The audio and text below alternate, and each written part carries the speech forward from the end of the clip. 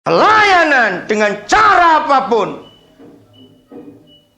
yang bisa berkenan kepada Tuhan, kecuali dengan cara ini. Cara apa? Datangkan kerajaan surga itu dalam hidup kita lebih dulu. Gereja harus bertobat, berhenti dari semua liturgi, acara, program, apapun juga yang menarik orang. Awas, jangan tonjolkan musik lebih daripada Yesus. Jangan tonjolkan pujian lebih daripada firman. Bagaimanapun porsi firman harus lebih utama daripada porsi musik dan nyanyian. Ingat itu baik-baik, saudara. Karena sudah banyak gereja yang nyeleweng sekarang ini. Hati-hati dengan ini. Ini luar biasa kalau gereja melayani Kristus dengan cara ini. Sungguh akan berkenan kepada Tuhan dan dihormati oleh manusia. Ini perkara serius gereja. Maka itu nanti malam sebelum tidur yang belum baca lengkap buku panduan saudara baca. Karena situ sambutan tulisan Pak Gembala dan Ketua Panitia Retret. Ini sasarannya. Kita harus sungguh-sungguh masuk dalam rencana Tuhan yang luar biasa itu tadi. Jadi mulai periksa besok pagi waktu kita bangun. Ada kebenaran? Ada damai sejahtera? Ada sukacita? Kami satu keluarga, kami suami istri menjaga ini. Kami tidak izinkan situasi peristiwa apapun mencuri damai sejahtera Kristus. Buat kami terlalu mahal. Kalau sampai hanya gara-gara ini, gara-gara itu, kami tercuri damai sejahtera. Oh, terlalu mahal, jangan dicuri barang itu. Yang lain boleh hilang, enggak urusan.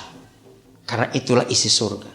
Setelah dalam hidup pribadi, kita bisa mampu membawa surga dalam diri kita, maka mari kita bawa surga ke keluarga kita.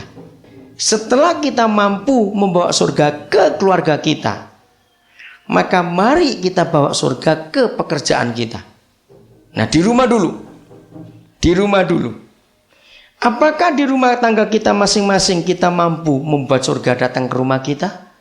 Sebelum jadilah kehendakmu di bumi seperti di surga, buatlah surga di diri kita dulu pribadi, setelah diri kita ke keluarga kita. Cek, saudara. Apakah di rumah ada tawaria dari anak-anak? Apakah pembantu sopir kita juga ikut menikmati surga di rumah kita karena kita majikan Kristen? Itu penting. Jangan sampai pembantu kita punya komentar. Wah, nyonyaku itu hebat. Sembayang kenceng, nyanyi kenceng, ngamuk juga kenceng. Wah, celaka kalau si pembantu berkata semuanya kenceng. Jujur nyonya-nyonya rumah, kita galak atau tidak di rumah? Kita harus periksa diri kita. Dari pagi sampai malam ngomel kerjaannya. Semua salah. Nggak ada yang benar di rumah itu. Sampai anjing pun takut kalau nyonyanya pulang. Terus dia mojok di sana karena ketakutan. Karena dia tahu kau dimarahi juga nanti ini. Mari kita periksa. Apakah surga sudah ada di rumah kita atau belum? Setelah sekian waktu surga di rumah kita, maka kita periksa di kantor kita ada surga tidak? Di kampus kalau saudara mahasiswa, di sekolah kalau saudara pelajar, kalau saudara karyawan, apakah di lingkungan teman-teman karyawan ada surga tidak? Bawa ke situ.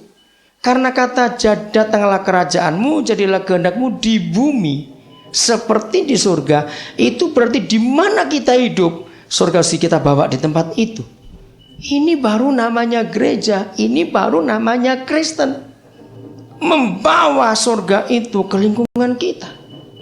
Saudara bisa bayangkan kalau semua orang Kristen gereja seperti itu, kemanapun gereja pergi, ada surga di situ.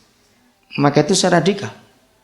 Seharusnya saudara dan saya tidak boleh mengaku gereja kalau kita tidak pernah membawa damai sejahtera, kebenaran dan sukacita oleh Roh Kudus kepada orang-orang di sekitar kita.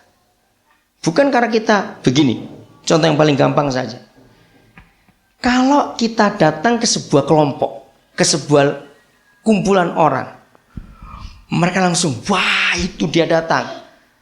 Bukan karena kita suka traktir gratis orang-orang itu makan, bukan. Atau kita suka belikan apa itu minuman keras bareng-bareng gratis, bukan.